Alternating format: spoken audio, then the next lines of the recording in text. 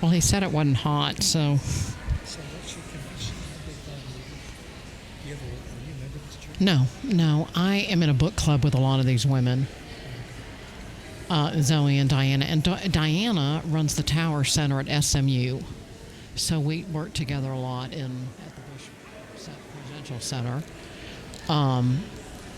She's a PhD scholar, government, worked in the Clinton administration, foreign policy, blah, blah, blah.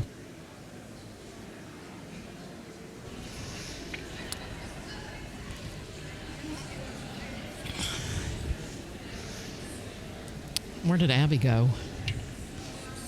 Did she go to school? No, I was just going to, recognize her. Oh, I see her, near Beth.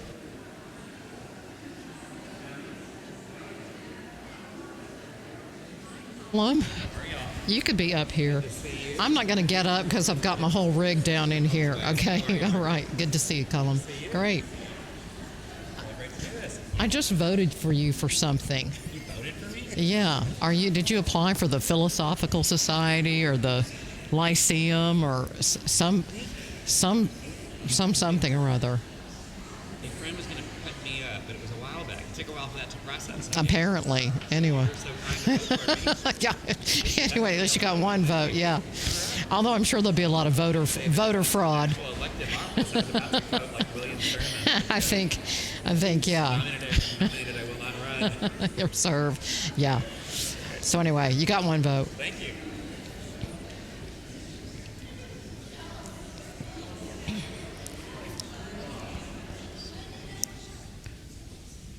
All of a sudden got kind of quiet. Good evening, everyone.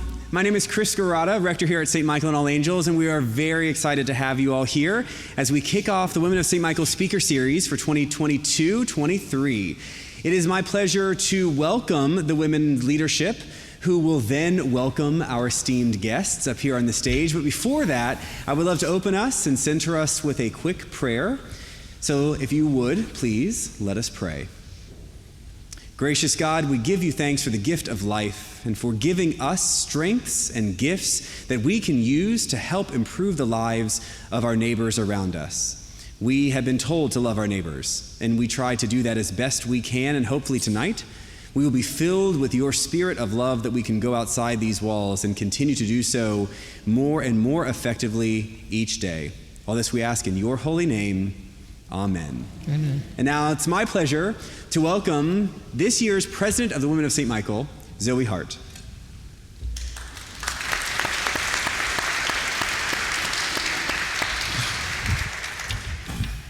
Good evening.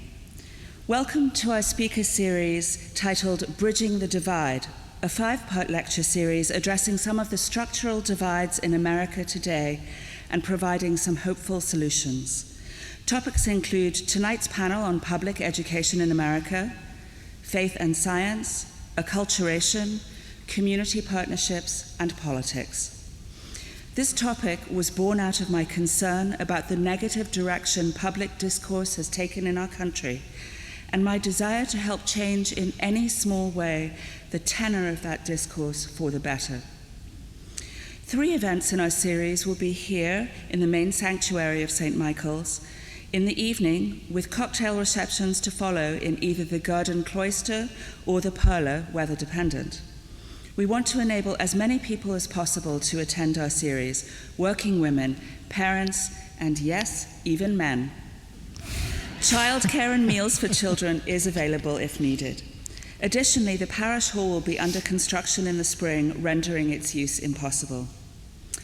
I want to thank my truly fabulous programming chairs, Alison Bovard and Diana Newton, for making this series possible. Alison has had numerous roles at St. Michael's. She taught either godly play, catechesis, or Sunday school for 13 years. More recently, Alison served on the rector search committee that called our 8th rector, the Reverend Chris Garata, to our parish. And currently, she serves on the Mission and Outreach Committee as liaison to North Dallas Shed Ministries and drives for Meals on Wheels. She has truly touched many aspects of St. Michael's. Diana has held many positions in our church, including being a vestry member, senior warden, and being the chair of the Rector Search Committee and Transition Committee, resulting in the appointment of our 7th rector, the Reverend Bob Dannels. Additionally, Diana has had a remarkable professional career, including serving as the executive assistant to the Deputy National Security Advisor at the National Security Council and as the special assistant to the Undersecretary for Economic, Business and Agricultural Affairs at the State Department. Then she was an International Affairs Fellow at the Council on Foreign Relations in New York City and a Hitachi International Affairs Fellow at the Japan Center for International Exchange in Tokyo, where she worked as the project director for the Council's Economic Task Force on Japan. Currently, Diana is the director of the Tower Scholars Program and senior fellow at the John Goodwin Tower Center for Political Studies, where she lectures in the Public Policy and International Affairs minor at SMU. This evening, we are thrilled to present the Honorable Margaret Spellings, CEO of Texas 2036 and former Secretary of Education, fellow book club member and friend, and Mr. Todd Williams, President and CEO of Commit Partnership, to talk about public education in America today. Here to introduce them is Diana Newton.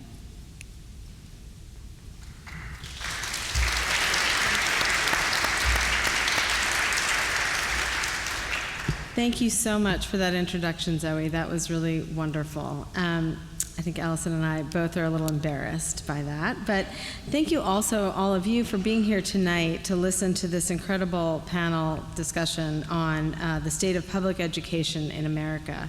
I think this event represents a significant coming together of some powerful and important forces in Dallas.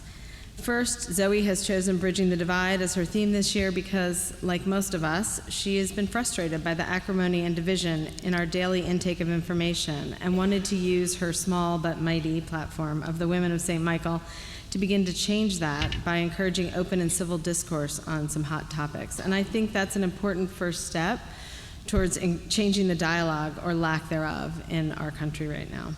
Second, we are sitting in the sanctuary of a parish that has made a habit of taking on big problems in our city and working to solve them. St. Michael's mission and outreach efforts are legendary, and in this vein, I'm excited to highlight a new parish project related to education in the Bachman Lake community. Our church is partnering with the DISD Stephen C. Foster Elementary School, supported by the United to Learn program, which I might add was a program started by Todd Williams' wife, Abby, who is with us here in the audience. This program is deepening the work we are already doing with our ministry partner, Bachman Lake Together, and will offer parishioners opportunities to tutor, provide hospitality, help with events for families, support teachers, and most importantly, improve outcomes for students. In addition, this relationship is funded by a generous 3-year grant from our very own All Angels Foundation, which is taking on a really new sense of purpose and life. So stay tuned for all of the exciting work around that. And third, we have 2 of the most brilliant thinkers and doers on education with us tonight. They offer us a wealth of wisdom on its accessibility, its importance, and its ability to bridge the divide for so many. And I believe that having them here, sharing their ability and expertise, will enhance and make a difference on our efforts to and our endeavors at Foster, and it will give us a higher likelihood of success. So let me now introduce them. Margaret has an incredible career of public service and leadership in policy and education. Originally from Houston, she began her public service in Austin, Texas. She worked as legislative director and chief committee clerk for the Texas House of Representatives, where she developed a reputation for bipartisan work, so started bridging the divide early on. Her work as a senior policy advisor to then Governor George W. Bush led to her role as White House Chief Domestic Policy Advisor and ultimately U.S. Secretary of Education. As the Secretary of Education, Margaret led the effort to pass the No Child Left Behind Act, which passed into law provisions to support disadvantaged students, set standards, and establish measurable goals as a way of ensuring improved individual outcomes. Following her role as a cabinet secretary, Margaret came to Dallas to be the president of the George W. Bush Presidential Center, after which she served as the president of the 17-institution University of North Carolina system. She now heads Texas 2036, where she and her team work to offer nonpartisan solutions to big challenges facing our state. They use research and data to break through gridlock on these important issues. And if you don't already, I highly encourage you to follow Texas 2036. Todd Williams is similarly qualified to opine on solutions to educational divides. Todd founded the Commit Partnership, which is the country's largest educational collective impact organization with over 200 institutions educating more than 790,000 students, with a focus on improving post-secondary completion and economic mobility levels in North Texas.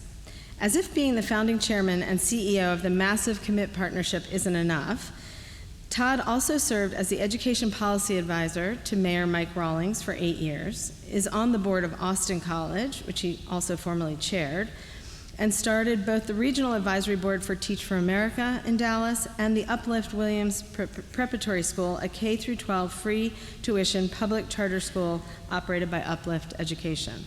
He was also appointed by Governor Greg Abbott to the Texas Permanent School Fund Corporation, the Texas Commission on Public School Finance, and the 2021 Texas Commission on Community College Funding.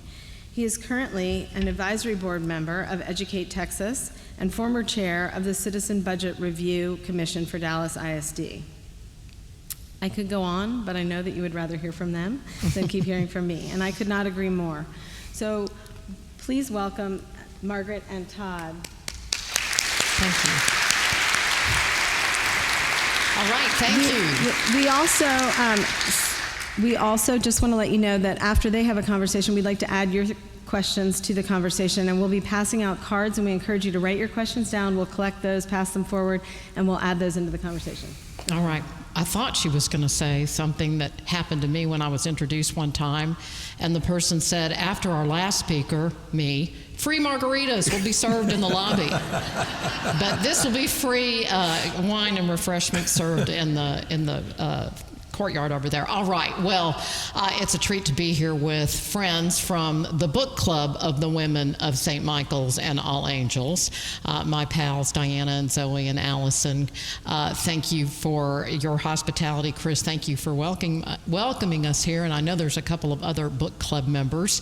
I also want to recognize Abby Williams, who is Todd's partner in so much of this work, and I'm sure that will come up.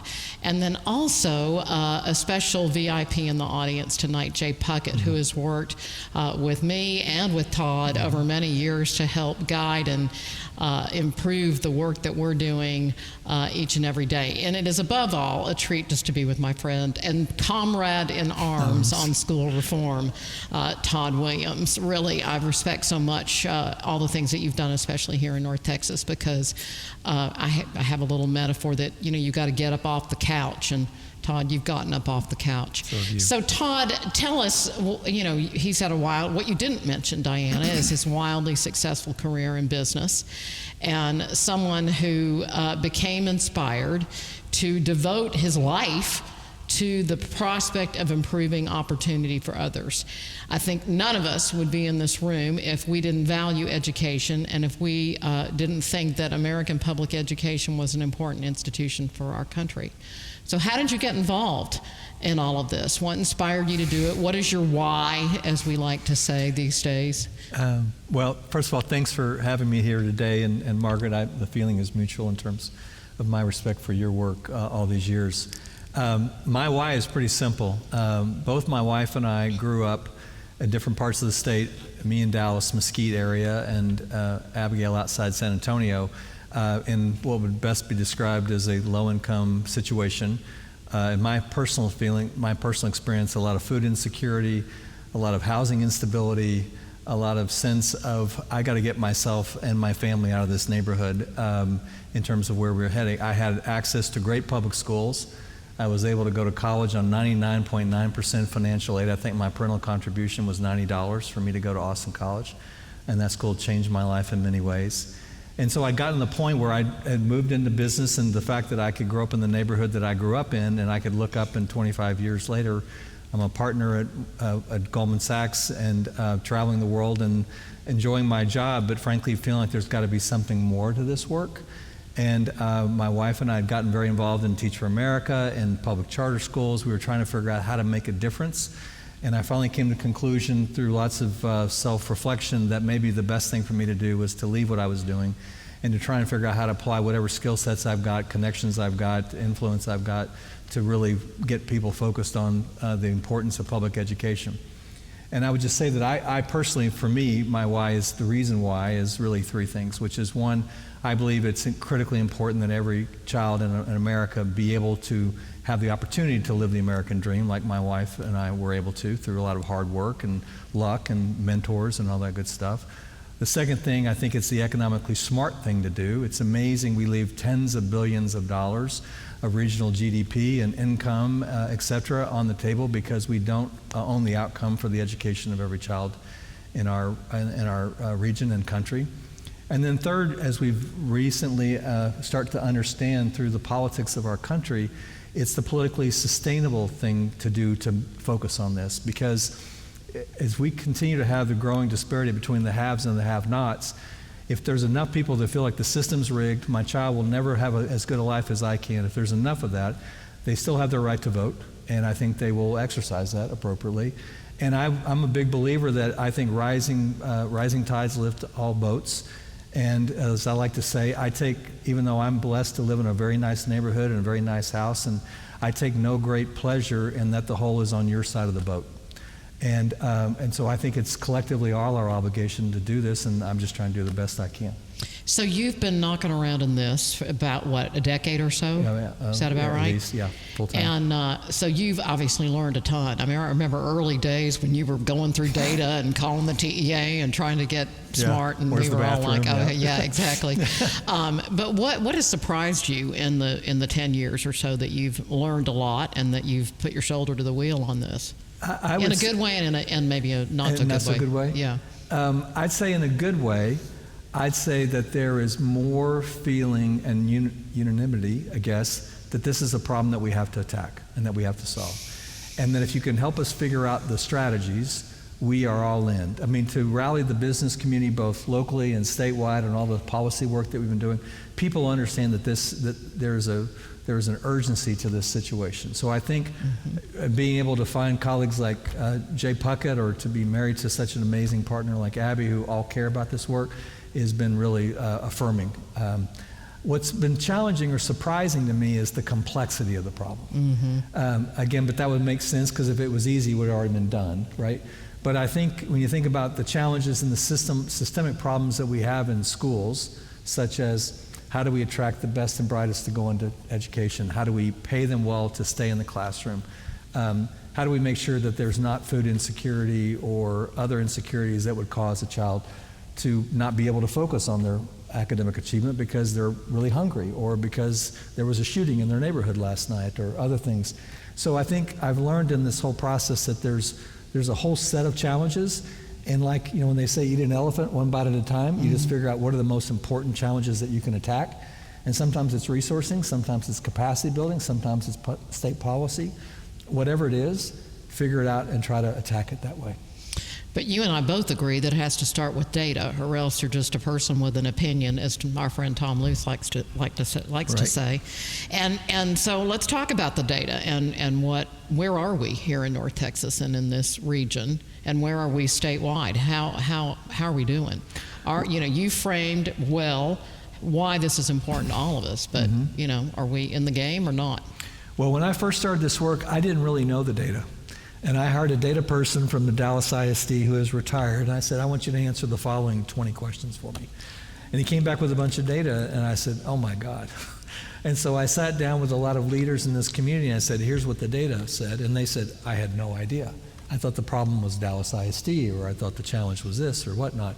And they didn't understand the permeation of what had happened over the last decades. So I'll give you some big numbers. So Dallas County has about, as we mentioned, about 500,000 kids in public schools, 14 school districts, 35 charter networks, and then you have a whole host on top of that. So today, only about 40% of our kids meet the state standard in third grade reading. That was pre-COVID, okay?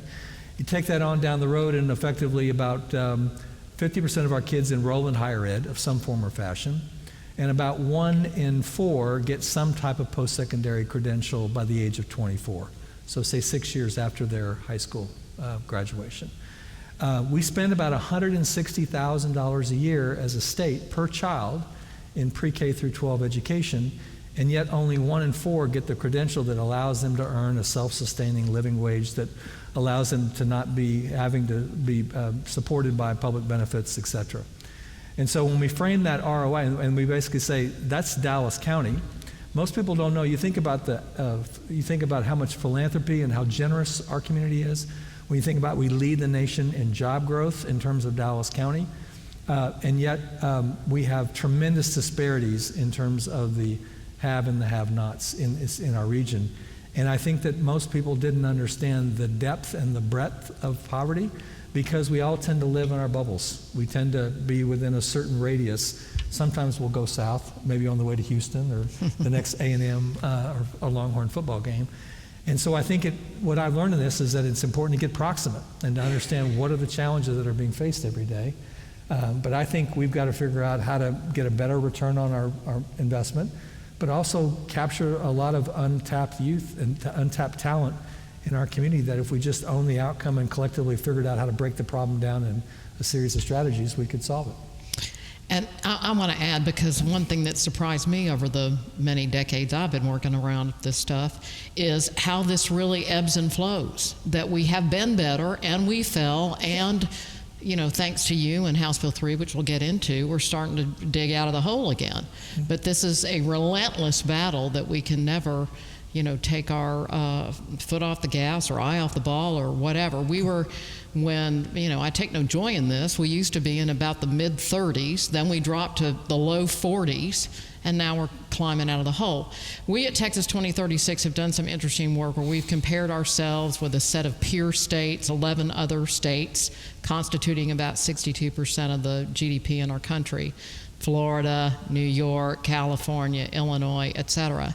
And we're 12 of 12 on this stuff. And that is not a way to grow a vibrant economy. And you hear things like, well, our kids are poorer, we're more diverse, kind of the blame the parents type stuff. And that is not a sustainable position either, I say. It's not. And I think, you used to ask about surprises. One of those surprises was the breadth of knowledge of public education within our legislative branches. There are certain people that have a lot of influence because they've taken the time to study the problem. Right. Yeah. But when you think about a legislature that meets for about 140 days every 2 years, it's hard sometimes to produce thoughtful legislation unless you spend a lot of time in advance and build a lot of credibility and bring a tremendous amount of data. I think Margaret's phrase was, in God we trust, everybody else bring data. That is the key thing about what we try and do is, for me, data is the voice of our kids. Exactly. And it informs our strategies. And I find that legislators are much more willing to be very strategic about investment if you can prove to them through data and research that these strategies will work versus if you just ask them to throw a lot of money at a problem and hope that it's going to get better. Except that, and we're going to get into some of the politics, that data comes from testing of children in grades 3 through 8, and reading and math, and reporting that information in a disaggregated way, also other subjects like science and social studies. But without this information that's rooted in tests and other things, attendance and teacher attendance and those sorts of things, we'll get into that. That is how we know if we have a problem, if we have a solution, and so on. So I wouldn't be, serving my own mantra and without making a special plug for data and assessment. And those policies are really under siege on the left and the right. So Todd, I'd love for you to comment on some of the politics that we are facing right now as we go into a legislative session next year, before we start talking about House Bill 3 and your involvement with the legislature. Sure. So we spend, as a state, we spend $60 to $70 billion a year from federal, state, and local funding for public schools. And there's always a discussion about high-stakes tests. I had 3 children who went to Highland Park High School, and they took the state assessment every year, and they were generally done within 30 minutes. And they said, what was the big deal? Why? Because they were prepared. They were prepared. Why? Because they went to quality pre-K. They had great teachers. They had high expectations of the adults, both at home and in the school, and it was a no big deal. The challenge is that when you, whether or not you can read in third grade, whether or not you can do math in third grade, has always been high stakes for the child. Mm-hmm. Because if they can't read, the chances of them being able to be successful later in life are close to nil, or very low. It's when we make the assessment also accountable for the adults, mm-hmm. is where we run into some big issues. Yep. And do I think that sometimes we have challenges, oftentimes with adults prepping a child to take a test? Absolutely. But that's an adult decision to do that. Instead, what I've focused on is why are kids behind, and why are we drill and kill kids who aren't ready? It's because we didn't make the adequate strategies in the beginning to make sure that every child attended quality pre-K, to make sure that if a child wasn't ready in kindergarten, that we just didn't socially promote them to the next grade and say Godspeed and good luck. Mm-hmm. But we had a very intentional focus as a system to make sure that every child was ready from a very early age. And if every child is ready, then there's not going to be this pressure on the adults to produce outcomes or growth, because we've done the job that we were supposed to do from the very beginning. You mentioned a minute ago the process of bringing the legislature along. Mm-hmm. These are part-time policymakers. You served on a commission that led to the enactment of House Bill 3, the famous House Bill 3, that was enacted in the 2019 mm-hmm. legislative session. And I want you to talk about the reforms there, because they were data-based. It dramatically improved and changed our school finance system, and then COVID. So talk about kind of your perspective on House Bill 3 and those reforms, what's worked, what hasn't, and then we'll talk about how we're going to respond and triage around COVID issues. I think the beauty of a commission, remember I talked about our legislature meeting 140 days out of every 2 years. It's hard to come up with thoughtful policy if that's the window that you have. So the beauty of a commission was that we met for a full year, and we had people from the Senate, people from the House, both sides of the aisle. We brought in teachers, we brought in superintendents, we brought in lots and lots and lots of testimony. And we brought tremendous amount of data from Commit, from Texas 2036, or other organizations to try and attack it. And we very much focused on why are we getting the outcomes that we get, and really hearing a lot of testimony on that. And I've highlighted some of that in my comments, which is we need to make sure that every child comes to school kindergarten ready. As a state, only 60% of our kids who are eligible for free pre-K, which are generally kids from low-income backgrounds or English language learners, only 60% come to kindergarten ready. So we basically funded about $800 million to make sure that every pre-K 4-year-old would have quality pre-K full day. But we also said a lot of the challenges start with governance. Mm-hmm. How do we cause school boards? So we were part of the legislation was every school board in the state, all 1,100 of them, had to set goals around third grade reading and math public for the next 5 years, and the same thing on higher ed in terms of being able to ready and complete. Because if you don't measure it, it's not likely going to get fixed. And then we basically said, well, how about the concept of if a child graduates pre-K through 12 ready to go to post-secondary education, whether it's college or certification, then let's give the district $5,000 if the child is low income. And when you add all that up, it's about $1.6 billion of potential. Districts have never thought about, they have never been incentivized through our state rating agency to make sure that kids transition from the silo of K-12 to the silo of higher ed. And so we created a financial bridge, a carrot, if you will, versus a stick, to basically say and it can resource the continuous improvement. And why did we do that? Well, I found within high-performing charters like Uplift, they staffed their college advisement ratios from 50 kids to 1 counselor because they wanted to get kids to and through college, because that's how they raise their philanthropy to grow. But in the traditional ISD, we staff it at 500 kids to 1 advisor. And if you're low income first generation and you get 1/500th of an adult's time and your parents then go to college, good luck. And so again, what could we do through that House Bill 3 to incentivize and provide adequate funding to support that process? So it's those kind of things. Here's another thing. We've had a seniority-based pay system in education forever, over 100 years. And so what happens when you pay teachers based on seniority only and not where you teach or how effective you are? Well, if you know you're a fifth-year teacher and you can work at Highland Park or you can work at a very high-poverty school in southern Dallas, A lot of teachers would make the decision, I'm going to get paid the same regardless. I'll go to the school with a little bit less challenges, a little bit more involved parents, et cetera, and I don't have to work as long, and that's certainly understandable human behavior. So instead, what we did through House Bill 3 is said, if you as a school district want to pay your best and brightest educators 50% more than what they're making today, we will give you the funding as a district, but you have to evaluate your teachers, you have to understand who your best and brightest are, and you have to pay them accordingly. And so now, 3 years later, despite COVID, now 50% of all kids in Texas are in a school district that is pursuing the teacher incentive allotment to basically understand their talent and pay them more and sooner to stay in the classroom and to go where they're needed most, like Navy SEAL Team 6. I think a lot of people are surprised that what seem like kind of obvious management principles in every other enterprise are late-breaking news in education. And we saw some really disturbing a report last week that said that about 3/4 of our teachers are thinking about leaving the profession, notwithstanding the fact that we really did get some good data this spring. How do I know this? We tested the kids to find out. And really, given COVID, they really, there was, Herculean work that went on, but it isn't going to happen without good teachers. So how do we attract, recruit, retain these people that are doing this very difficult work that it's so central to our country?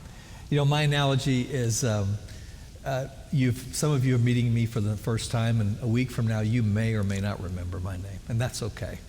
I still remember my first grade teacher, my third grade teacher, my 10th grade algebra teacher. There are certain teachers in your life that you just know you'll remember the name for the rest of your life.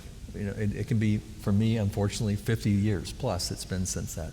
And so I think teachers are absolutely the number one factor that we should focus on in education.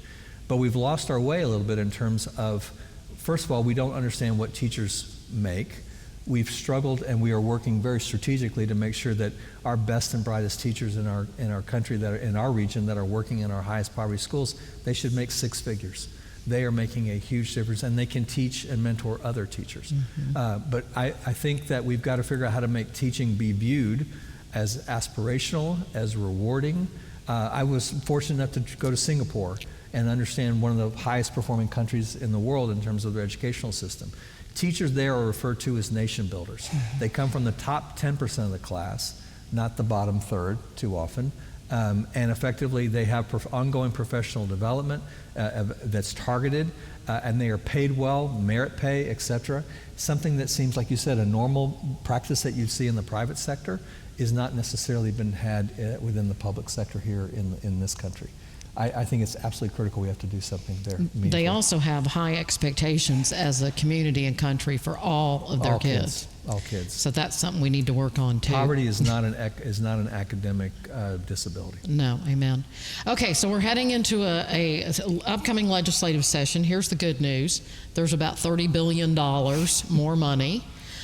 We have unspent federal resources. It is we're going to be plenty well resourced next session, but that poses challenges because obviously there's lots of competing interests for a new electric grid and infrastructure and funding for higher ed, and obviously tax reductions. Property tax relief, more property tax relief, and of course K-12. So it's going to be a really interesting scenario in that regard. And in addition to that, and we're all watching this in our region, and it's happening around the state, is, the school board has become kind of ground zero of, fraught political debates, whether it's books or teachers, curriculum, choice and vouchers, et cetera, et cetera. So our political leaders all are in favor of school vouchers. Now Governor Abbott has joined Patrick in that pursuit. So talk about the rough and tumble ride that lies ahead, Todd. Well, as was mentioned in the introduction, I served on a public charter school board for about 9 years, and so I'm a big believer in high quality choice, whether it's within a school district like Dallas, which has probably has 35 different schools of choice within that school system, whether it's a high performing public charter. But I've also, in looking at the data, there are a lot of charters out there that frankly aren't doing all that great. And we've passed legislation as a state to close them down within 3 years if they continue to fail students. The discussions they've been talking about with school vouchers are one level in the $6,000 to $7,000 range, so it's unlikely you're going to be able to attend some of our more prestigious private schools if that's what you're getting from the state, obviously. And so the fear is that you're going to pull a lot of involved parents and resources out of the public schools from those that $7,000 difference might make a distinction between whether or not I continue to attend public school or I can now stretch and get into a private school. Mm-hmm. And so I think the key thing for me is all about accountability. As we talked about, we spend $60 to $70 billion in the system, and I would love to have whatever system we approve and work with, there is real accountability for outcomes because, as I like to say, students don't have a vote, and they don't have paid lobbyists. So at the end of the day, we've got to figure out how to have some system that provides accountability for them to make sure that they're getting the education that they deserve because they don't get to do it over. Before we open the floor to questions, and I know one of the things we all love about education is everybody is a user, has an opinion, been a student, has kids in schools, so I'm sure there's interest out there. But let's talk about higher ed. It seems like there's a perception, and some of us were party to creating this perception that everybody needs to go to college, everybody needs post-secondary education. Talk about that, parse that a little bit. What do we need to do to create pathways, as we nerds call them, that means anything to anyone, but how do we really enhance the life after high school, credentials after high school, be it a baccalaureate degree or some other Well, the data is pretty clear that if you just have a high school degree and you don't have any post-secondary education, that your chances of having a meaningful life and career are much, much less. Having said that, not everyone needs to have a 4-year degree. I happen to be blessed with one son that my wife and I talk all the time.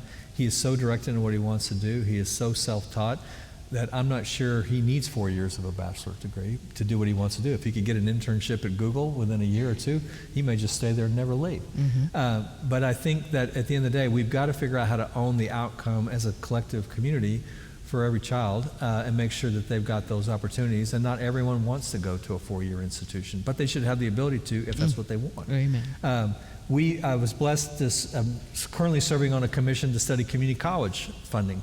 And it was really the forming of the commission was really based on the success of the commission that we talked about in K through 12. And we just released our recommendations this last week. And so you're going to see a few things, I think, in that final legislation, hopefully. One, which is that every low-income student in Texas should have access to 15 hours of dual credit.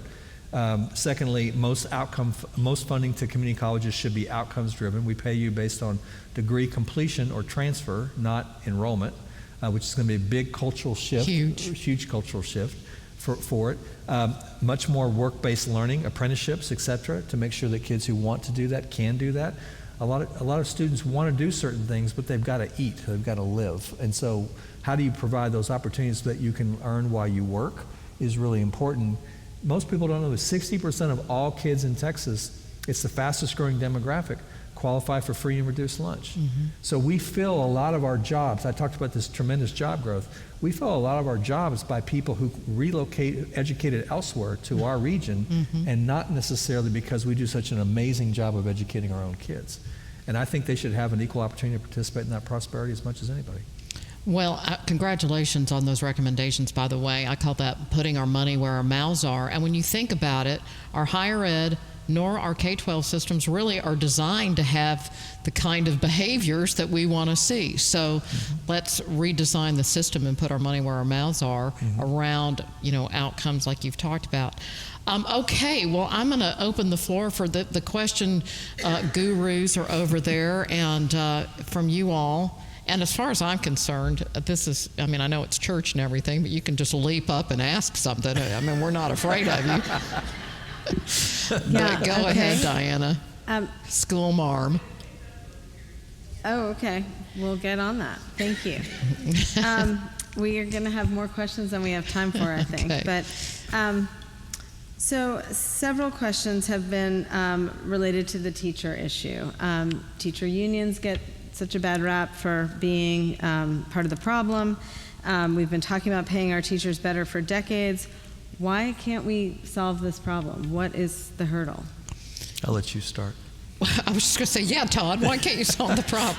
Well, part of this is putting our money where our mouths are, and which we haven't. And we haven't, we've treated teachers kind of in a one-size-fits-all model. The very best and the very worst, get the same pay. And, only through seniority do you get yourself some better working conditions or resources, et cetera. So it's got all the wrong signals for excellent people working with kids, for starters. And secondly, to Todd's point about Asia, we don't have that collective respect for people who do that work. And so we need to reinvent some of those models. Right now we say, we're only going to accept you as a teacher if you want to come down here 180 days a year, work 5 days a week. Year 15, you'll be paid X. Year 20, you'll be paid Y. We've got to get out of that mindset and say, you know what, Todd, maybe you ought to teach a social studies class for a couple semesters and really start to break up these, systems that have really been hidebound in public education. So more innovative thinking about structures. Yeah, I would just add that I know why unions behave the way they do, because they obviously collect dues from every single teacher, the best teacher in their union and the least effective teacher in their union, and their job is to make sure that all union payers are happy. Yeah. And so that tends to lead toward what we have as a current system, which is not really working. But I will tell you, the most effective testimony that we have when we convene people down at the legislature is we bring in high-performing, highly effective teachers who are now making six figures, who can talk about how respected they feel by the system, how the fact that they can now afford their own home and provide their mortgage, how they can be an inspiration for other teachers to and do they that can work. stay teaching. And they can stay teaching, because a lot of times they go into principalship or campus leadership because that's how they can make more money, even though that's not really what they want to do. Their love is teaching. I heard somebody whisper a very good question, and that is, do we have teacher unions in Texas? We have 4 teacher organizations, 2 of whom are affiliated with unions, one, the AFL, and the second one, the NEA. They are probably constitute the 2 larger groups, particularly in big cities. Then we have the Texas Classroom Teachers Association and the Association of Texas Professional Educators, which are non-union teacher organizations. But we have employee groups, 2 of whom look to national organizations for their policies. Would you agree with that? I agree, and I would just say there is strong legislative support for, if we want to pay our better teachers more, it is a laydown. They are much more inclined to want to do that. That was some of the easiest legislation. It was how we structure it, which was why we made it optional, right? And just said, let's let the market ultimately. But now if you've got 3 districts or 4 districts in a region that are all paying their best educators more because of this funding, and one district that's not, they're going to have to react to the market. Exactly. And they'll have to apply and become part of that system. And a real quick question, a yes or no. Somebody wanted to know if teachers get Social Security. They do. Right. Okay. They get pensions, yeah. Okay. Pensions. Here's another question. Actually, well, some do and some don't. Texas is bifurcated in that way. That's a long story about the LBJ administration, but we have a state pension system, the teacher retirement system, for most Texas teachers, and they do not get Social Security. Okay. Right, as a result. Complicated. Yeah. Okay. When teachers are harassed and hounded by parents and politicians with political agendas, it's no wonder that so many are looking for the exit. Please talk about the negative impact that the culture wars and social media are having on students and teachers. Yeah, you go first, Todd. In all candor, I think this is a solution in search of a problem. Are there isolated examples of what people have talked about? Yes. Is the juice worth the squeeze in terms of how educators have felt under the microscope for acts that they're not committing? Yeah, in my opinion, yes. I think part of this is I just don't think if we truly care about trying to educate all kids, I don't think this approach is the long game to get there. Yeah, I agree with that. It's a watch the birdie sort of deal. The issue is not what the kids are reading, it's that they can't read. And so, and I think, for an assignment for all of us is to kind of call it out when we say, well, look, we're going to major in the majors here. And there are issues, I guess, one-offs, but the big issue, that's not the main thing. And then just to follow up with that on the COVID, people are headed for the exits because of COVID. Do we have, or how difficult teaching became during COVID, do you feel like we're headed out of some of the holes that were created there, and what are those solutions? Well, the data would say that we are slowly coming out of it. The data would say that we are coming out of it faster in reading than we are in math. Highland Park reading scores were up during COVID. And many of our districts who are high poverty districts were down from, let's say they were 40% pre-pandemic to they dropped as low as 20%. And there's a compounding effect. And so there's been a lot of federal money that's come down to try and attack this. Unfortunately, a lot of the federal money has been spent on in terms of trying to retain teachers in the profession because they're tired, they're worn out, completely understand that that's the situation. But it's going to take, per NAEP, what were the data? Was it 20 years lost in 2 years, effectively, as a nation? Yes. We fell back to scores we were 20 years ago in 2 years. I need to put a plug for one important reform of House Bill 3 is reading academies and a real focus on reading, and not just focus on reading any old reading. It's research-based reading, and we have to teach kids to read using what we know about how the brain works. It's phonics, it's phonemic awareness, it's practice, it's comprehension. It's not, it's not sight words. So anyway, just a little plug for that. Noting that this is a question, noting that the great Dallas College trustee, Phil Ritter, is here tonight, talk to us about how important the community college system is in ensuring that students come out of the public school system being workforce ready and able to earn a living wage. Well, for starters, you can embrace the recommendations that came out of the commission, which is a major emphasis on dual enrollment. And that, when we say that wonkery, it's, kids are taking college level work in our high schools that put them on a trajectory to be successful in higher education, number one.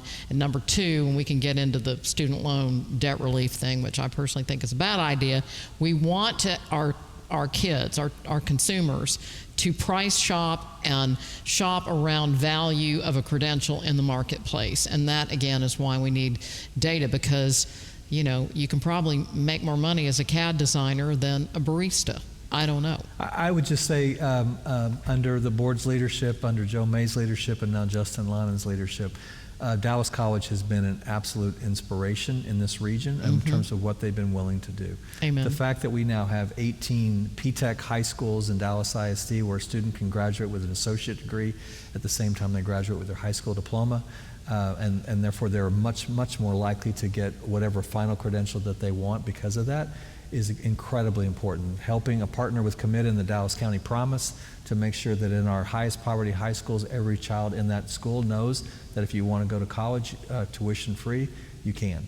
I think it's, and again, it's all made possible by our taxpayer dollars and wise stewardship of the institution by the board. And a great deal for taxpayers, too, because we're not paying twice, and students are prepared for the workforce. And they're getting that education while they've got food and transportation supports, which for some families is really, really important. Exactly. They're not less hungry when they go to 13th grade than they were in 12th grade. So this is why Phil asked the question, so we'd give an infomercial for Dallas College. What is the role corporations can play? Has there been significant partnerships with corporations to try and get private sector money into the public schools? Well, I'd say a couple things. When we passed the Dallas ISD tax ratification election and the bond election, which was the largest bond election in the history of Texas, 60% of tax dollars in Dallas County come from business. So it was critically important that they weren't supportive of that; those were dead.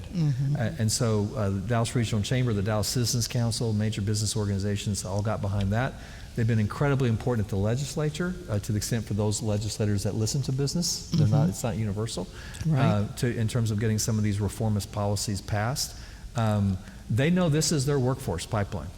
They know it. They know how much more they're having to, as I like to say, if you're not having to pay an extra $1 or $2 or $3 or what dollars per hour, that is a tax. The fact that we've got not enough supply to meet the demand for labor, and as a result, you're having to pay more in the form of higher wages in order to basically get that same labor that you want because of this mismatch between supply and demand. And we can't immigrate our way, or I guess that would be the right word. Import. We can't import our way out of this challenge. We've got to make sure that we are investing in our own kids. And I would say that corporate America has gotten, they're exhausted. I mean, this seems like the song that never ends, and it is.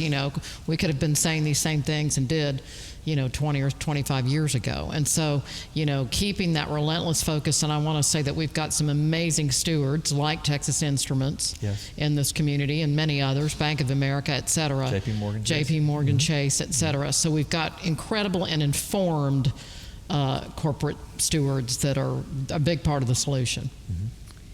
Okay, I'm going to end with a lightning round of difficult questions, and you all can choose which one you want to answer. Okay.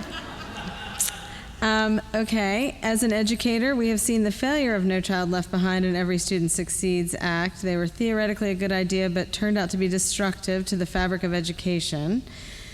How do we move on from that? That's one. $100,000 per student per year is horrifying and clearly not money well spent. What are the areas of fat that need to be cut? That's two. Can I try that one since you brought it up? Do you mind? No. So here's a perspective, again, for what it's worth.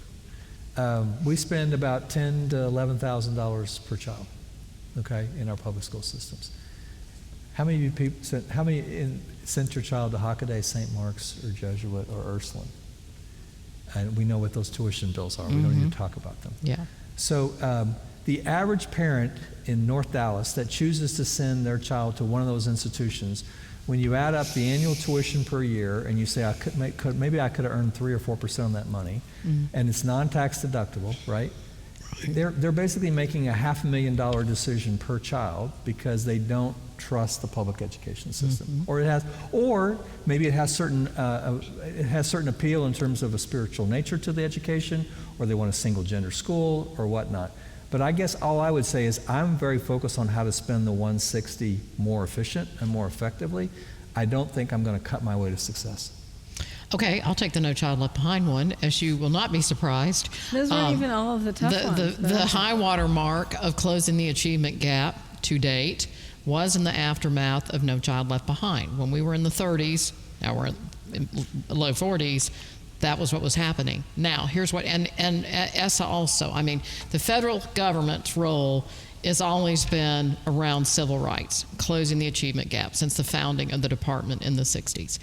And so what happened? Why did the wheels come off? How did we kill the goose that was laying the golden egg? Well, local policymakers said, well, if one test at the end of the year as a spot check in 2 subjects in this series of grades is a good idea, let's do it more and more and more. And if you're going to Weight Watchers and you're trying to lose weight, you want to monitor progress all along the way.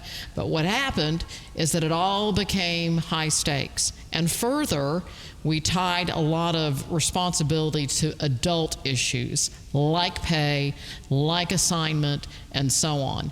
And so all of a sudden, what was an innocuous, benign, let's get data on kids, got hypercharged. And that is why today we have, issues on the left and the right that will be bad for kids, because when we don't care enough to find out, as I like to say, then we are operating blind. We don't have data, we don't have information, we can't send the best teachers to the neediest places, we can't pay the best teachers the most, we can't get the reading academies where we need, et cetera, et cetera. And so, and I'm very worried that part of the table setting for school vouchers will be a retreat on assessment and measurement, and the only accountability will be a vote with your feet, get your money, and run. Thank you. I guess, unfortunately, we're going to have to leave critical race theory. Why TFA is not justified and how the Department of Education is unconstitutional for another day. Okay, all right. But I do want to say thank you so much for joining us tonight. Thank you for your frankness, your honesty, your hard work in this sphere. I mean, as the questions reflect and as your comments reflect, it is so complicated and it is such a tough nut to crack. And we're just really grateful to have people like you working on it, as well as others in the audience. So margaritas in the garden Yeah, cloister. free margaritas. Thank you. We have gifts too. Hey. Gift wrap from St. Michael's. Beautiful. Yeah. Gifts wrapped by the exchange, so thank you for that. Please join us in the garden cloister for wine or no margaritas.